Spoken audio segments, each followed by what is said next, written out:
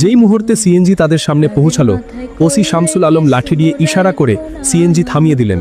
তারপর ওসি রাগান্বিত স্বরে বললেন, ওরে পাইলট, নিচে নাম, তোর বাপের রাস্তা নাকি?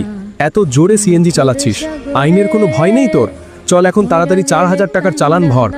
এই বলে ওসি সাহেব চালান বই বের করলেন। ড্রাইভার কামাল ভয়ে ভয়ে বললেন, স্যার, আমি তো কোনো নিয়ম ভাঙিনি, আপনি কিসের চালান কাটছেন? দয়া করে এমন করবেন না, আমার কোনো দোষ নেই, আর এখন আমার কাছে এত টাকাও নেই, আমি আপনাকে 4000 টাকা কোথা থেকে দেব? এই কথা শুনে ওসি শামসুল আরও ক্ষেপে গেলেন। তিনি উঁচু গলায় বললেন, বেশি কথা বলিস না আমার সামনে, টাকা নেই তো সিএনজি কি বিনা পয়সায় চালাস? তাড়াতাড়ি সিএনজির কাগজপত্র বের কর, দেখি এই সিএনজি চুরির তো নয়। ড্রাইভার তাড়াতাড়ি সব কাগজপত্র বের করে দেখালেন। কাগজ একদম ঠিক ছিল, সবকিছু সম্পূর্ণ ছিল। কিন্তু ওসি শামসুল তবুও বললেন, কাগজ তো ঠিক আছে, কিন্তু চালান তো ভরতেই হবে।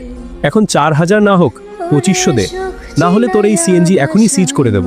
পাশেই দাঁড়িয়ে থাকা এসপি মায়া খাতুন সবকিছু মনোযোগ দিয়ে দেখছিলেন এবং শুনছিলেন। তিনি দেখলেন কিভাবে ওসি শামসুল আলম একজন গরিব এবং পরিশ্রমী সিএনজি চালককে বিনা কারণে হয়রানি করছেন এবং তার কাছ থেকে টাকা আদায়ের চেষ্টা করছেন। তার মনে রাগ আসলেও তিনি নিজেকে শান্ত রাখলেন, যাতে প্রথমে পুরো সত্যটা বুঝতে পারেন এবং তারপর সঠিক সময় ব্যবস্থা নিতে পারেন। সিএনজি চালক ভয়ে ভয়ে ওসি শামসুলকে বললেন, স্যার,